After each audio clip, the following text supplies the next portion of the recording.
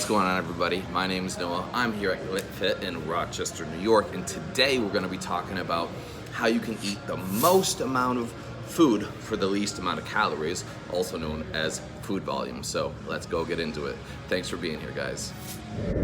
So what is food volume? This is basically the way we're going to associate how much mass or how much room food takes up in our stomach versus the amount of calories that the food will contain. Now, this is very important for dieters, especially those who are going to be looking to lose weight, because as our metabolic adaptation sets in and we have to consume less and less and less calories, we're going to want to make the better options or decisions in terms of the food that we select, so we can still get the most amount of mass in our stomach to create the greatest amount of satiation and stave off hunger as long as we can.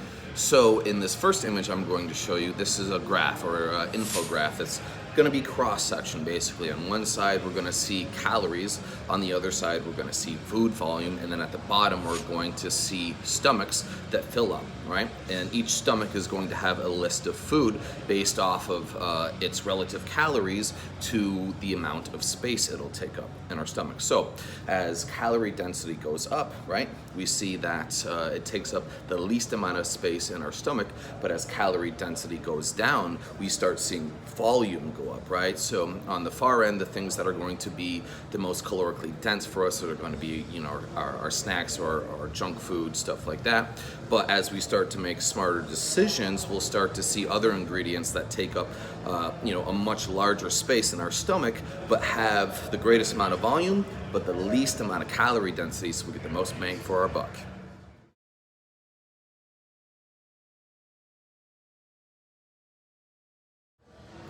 So hopefully you guys notice something, right? That the things that have the greatest amount of food volume tend to be our leanest products, right? Which is our lean meats, our fruits, and our veggies. Now what I want you to do is actually compare this to our glycemic index. And what you'll notice at the bottom of the glycemic index is we start to see those same food selections popping up. Now, if you're unfamiliar with the glycemic index, this is it rates absorption for food, specifically carbs. Now, with fiber being all the way down at the end, aka our veggies that are great for our overall health, because they're going to be the slow absorbing, this is going to be more beneficial, again, because it's great amount of space in our stomach, but because it's the slowest absorbing, right, it's going to stave off hunger, right? So you won't get nearly as hungry as soon, so you can go longer durations without feeling that need to eat again. So guys, go ahead, check out this glycemic index, and it's going to be a scale of 0 to 100, rating fastest absorbing to lowest absorbing. And look at the bottom, and just coincidentally, we see that the same foods that are the least calorically dense, that take up the most amount of volume, also are the slowest absorbing.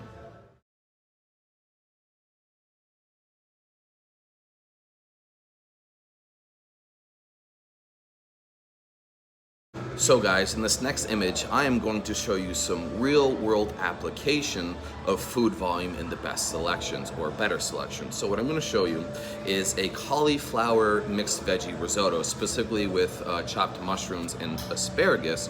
Now, this picture is going to be an entire frying pan worth of food, but it's only going to be worth 120 calories.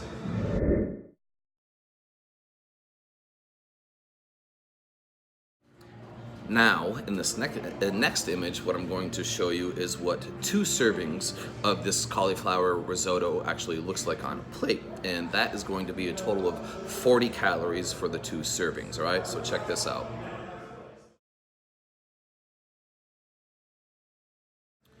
Okay, now, so for the third image I'm going to show you about this cauliflower food is the fact that I'm going to pair it with 8 ounces of lean chicken, right? Another food choice that's going to be low in calories but very high in volume. Now, this entire meal with the cauliflower risotto and the 8 ounces of chicken is going to be less than 300 calories, guys. An entire plate full of food for under 300 calories, 288 to be exact, I think. I'll throw the macros up on the screen, so go ahead and check.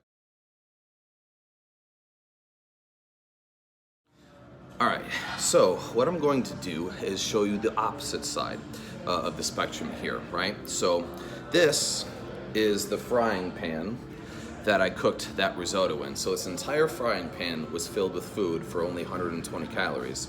Now, on the opposite side of the spectrum was, snacks. And let me put this into comparison for you. So 120 calories here versus something I hold in my hand that a single serving will actually be more. What I have in my hand is 140 calories worth of food.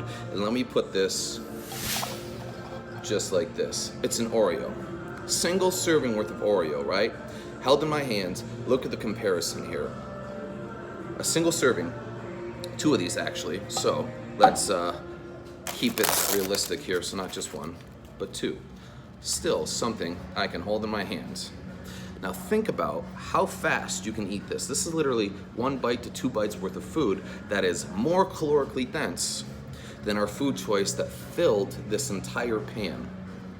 So you do the math. So lastly, what I'm going to leave you guys with is the Palatability Index, which is another chart or another way that we measure how calorically dense a food is and the overall amount of mass it has, right? And things that are going to be low palatability are going to be the things that are very low in volume, very high in volume, but very low in calories, which makes it very difficult to overeat.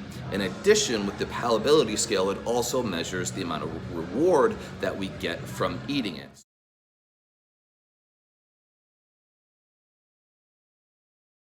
So we couple this, right? So we have our frying pan again, and then we have our Oreo, right? For our real world representation. Cauliflower risotto, only worth 120 calories. This single serving, 140 calories. Now, I'm not demonizing Oreos here. I love Oreos. No food is bad for you. So if you keep it in portion control, have at it, guys. The real issue that fundamentally comes in is when part of hunger is based off of the amount of space that we have in our stomach and the relative food to that space. So imagine filling this entire frying pan with our Oreos, guys. Think about the math there. 120 calories versus an entire package of Oreos to get the same amount of food volume, and how many calories that would be. So let's look on the back here, right? We have 12 servings at 140 calories, right? So if we were to actually fill this entire thing, we're going to be looking at thousands of calories, right? And how easy is it? How easy is it to overeat these things? Because small amount of space in our stomach, right? We have to eat more and more and more to equal the equivalent space. Calories on calories on calories on calories. So you're looking at thousands of calories consumed before your brain goes off that, hey, I'm satiated. That's the real danger of this, is not practicing portion control. It's not that this food is bad, it's just that most people can wreck an entire sleeve or package in one sitting. So, guys, let me know what you think. Please remember to favorite, share, subscribe, and if you have any questions, feel free to reach out to me. I'd love to help you. And guys, thank you so much for being here. You're awesome. I'll see you on the next one.